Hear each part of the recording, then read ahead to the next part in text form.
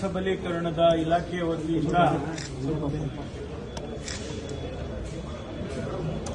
ಆಯ್ದ ಕ್ರೀಡಾಪಟುಗಳು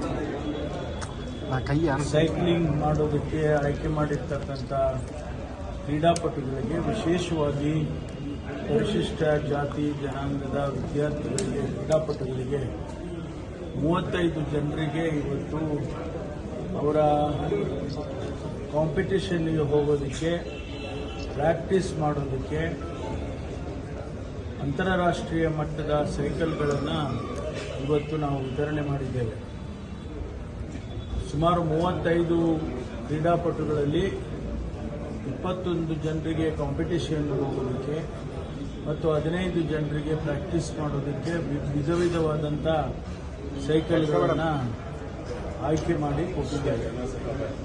ಇದರಲ್ಲಿ ಅಂತಾರಾಷ್ಟ್ರೀಯ ಮಟ್ಟದಲ್ಲಿ ಯಾವ ಸೈಕಲ್ಗಳನ್ನು ಉಪಯೋಗ ಮಾಡ್ತಾರೆ, ಇಂಟರ್ನ್ಯಾಷನಲ್ ಕಾಂಪಿಟಿಷನ್ಸ್ ಅಲ್ಲಿ ಒಲಿಂಪಿಕ್ಸ್ ಇರ್ಬೋದು, ಏಷ್ಯನ್ ಗೇಮ್ಸ್ ಇರ್ಬೋದು, ಕಾಮನ್ವೆಲ್ತ್ ಗೇಮ್ಸ್ ಇರ್ಬೋದು, ಈ ರೀತಿ ಕಾಂಪಿಟಿಷನ್ಗೆ ಹೋಗೋದಕ್ಕೆ ಅದಕ್ಕೆ ಸರಿತೂಗುವಂಥ ರೀತಿಯಲ್ಲಿ ಅಂಥದ್ದೇ ಸೈಕಲ್ಗಳನ್ನು ಇವತ್ತು ಆಯ್ಕೆ ಮಾಡಿ ಕೊಟ್ಟಿದ್ದೇವೆ.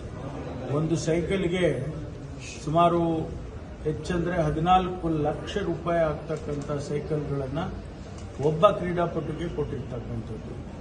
ಅದೇ ರೀತಿ ಪ್ರಾಕ್ಟೀಸ್ ಮಾಡೋದಕ್ಕೆ ಸೈಕಲ್ಗೆ 7 ಲಕ್ಷ ರೂಪಾಯಿ ಬೆಲೆ ಬಾಳುವಂಥ ಸೈಕಲ್ಗಳನ್ನು ಕೂಡ ಇವತ್ತು ನಾವು ವಿತರಣೆ ಮಾಡಿದ್ದೇವೆ. ವಿಶೇಷವಾಗಿ ಇದು ಬಿಜಾಪುರ, ಬಾಗಲಕೋಟೆ ಮತ್ತು ಗದಗ್ನಲ್ಲಿರ್ತಕ್ಕಂಥ ಏನು ವೆಲೋಡ್ರಾಮ್ಗೆ ಪ್ರಾಕ್ಟೀಸ್ ಮಾಡಿಸ್ತಾರೆ, ಅಲ್ಲಿ ಪ್ರಾಕ್ಟೀಸ್ ಮಾಡೋದಕ್ಕೆ ಆ ಕ್ರೀಡಾಪಟುಗಳಿಗೆ ಅಲ್ಲಿ 3 ಜಾಗದಲ್ಲಿ ಮಾಡ್ತಕ್ಕಂಥ ಆ ಕೋಚ್ಗಳಿಗೆ ಇವತ್ತು ನಾವು ಕೊಟ್ಟಿದ್ದೇವೆ. ಅವರು ಅದನ್ನು ಅಲ್ಲಿ ಉಪಯೋಗ ಮಾಡಿ, ತಯಾರು ಮಾಡಿ ಅಂತಾರಾಷ್ಟ್ರೀಯ ಮಟ್ಟದಲ್ಲಿ ಪದಕವನ್ನು ಗಳಿಸಬೇಕು, ಮೆಡಲ್ಗಳನ್ನು ಗಳಿಸಬೇಕು ಅಂತೇಳಿ ನಾವು ಅವರಿಗೆ ಸೂಚನೆಯನ್ನು ಕೂಡ ಕೊಟ್ಟಿದ್ದೇವೆ. ನಮ್ಮ ಇಲಾಖೆ ವತಿಯಿಂದ ನಮ್ಮ ಕಾರ್ಯದರ್ಶಿಗಳು ಮತ್ತು ನಮ್ಮ ಕಮಿಷನರು ಮತ್ತು ನಮ್ಮ ಇಲಾಖೆಯ ಎಲ್ಲ ಸಿಬ್ಬಂದಿಯವರು ಕೂಡ ಈ ಸರಳ ಒಂದು ಕಾರ್ಯಕ್ರಮದಲ್ಲಿ ಭಾಗವಹಿಸಿದ್ದಾರೆ. ಇವತ್ತು ಅವರೆಲ್ಲರಿಗೂ ಕೂಡ ಯಾರು ಕಾಂಪಿಟೇಷನ್ಗೆ ಹೋಗ್ತಾರೆ ಅಥವಾ ಪ್ರಾಕ್ಟೀಸ್ ಮಾಡ್ತಾರೆ ಅವರಿಗೆ ನನ್ನ ವೈಯಕ್ತಿಕವಾಗಿ ಮತ್ತು ಸರ್ಕಾರದ ವತಿಯಿಂದ ಶುಭವನ್ನು ಈ ಸಂದರ್ಭದಲ್ಲಿ ಕೋರ್ತೇನೆ.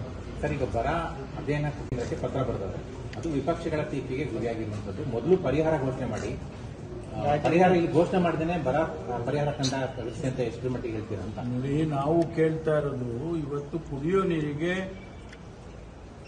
ಮುಂದೆ ಬರ್ತಕ್ಕಂಥ ದಿವಸದಲ್ಲಿ ಬಹಳ ತೊಂದರೆ ಆಗುತ್ತೆ. ಅದಕ್ಕೆ ಮುನ್ನೆಚ್ಚರಿಕೆ ಕಾರ್ಯಕ್ರಮ ತಗೋಬೇಕಲ್ಲ.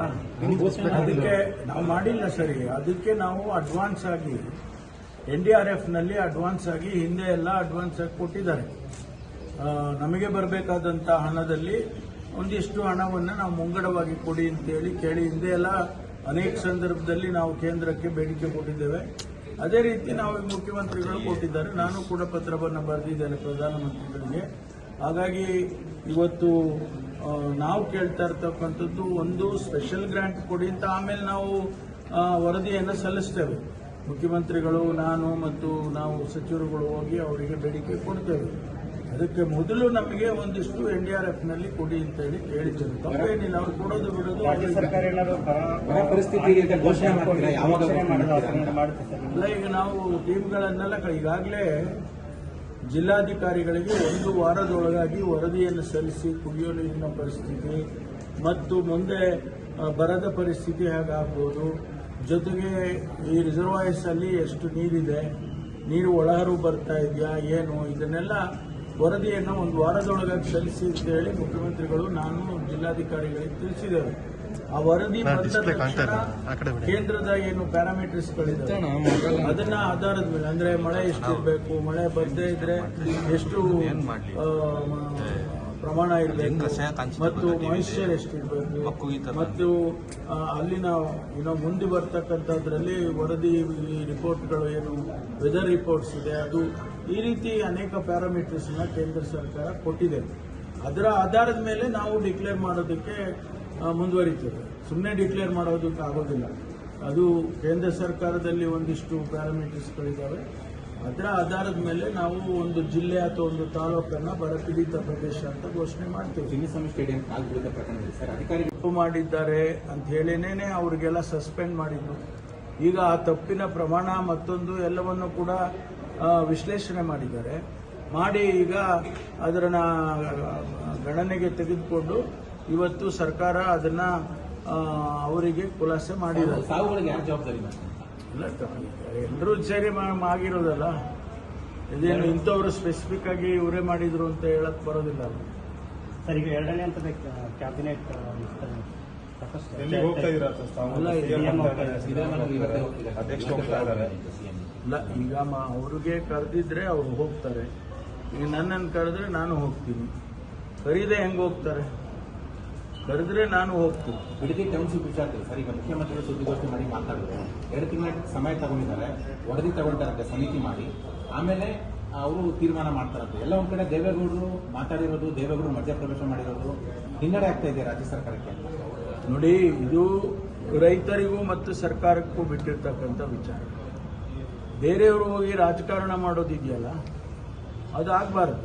ಅಭಿವೃದ್ಧಿಯ ದೃಷ್ಟಿಯಿಂದ ನಾವು ಏನು ಕ್ರಮ ತಗೊಳ್ಳೋದಕ್ಕೆ ಹೊರಟಿದ್ದೇವೆ, ನಾವು ಅದನ್ನ ಸಮರ್ಥನೆ ಮಾಡ್ಕೊಳ್ತೀವಿ. ಮುಖ್ಯಮಂತ್ರಿಗಳು ಹೇಳಿದ್ದಾರೆ ಈಗಾಗಲೇ ಒಂದು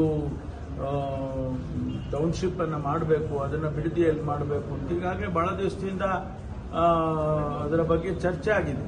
ಮಾನ್ಯ ಕುಮಾರಸ್ವಾಮಿ ಅವರು ಕೂಡ ಇರುವಂಥ ಸಂದರ್ಭದಲ್ಲಿ ಅದನ್ನೆಲ್ಲ ಚರ್ಚೆ ಆಗಿರ್ತಕ್ಕಂಥದ್ದು. ಹಾಗಾಗಿ ಈಗ ಹೊಸದಾಗಿ ಇದಕ್ಕೆ ರಾಜಕೀಯ ಬಣ್ಣ ಹಚ್ಚೋದು ಸರಿ ಕಾಣಿಸೋದು. ನನ್ನನ್ನು ಜೈಲು ಇನ್ನಷ್ಟು ಹೆಚ್ಚಿನ ಮಾಹಿತಿಗಾಗಿ ಫಾಲೋ ಮಾಡಿ ಬ್ರಿಗೇಡ್ ನ್ಯೂಸ್ ಕನ್ನಡ.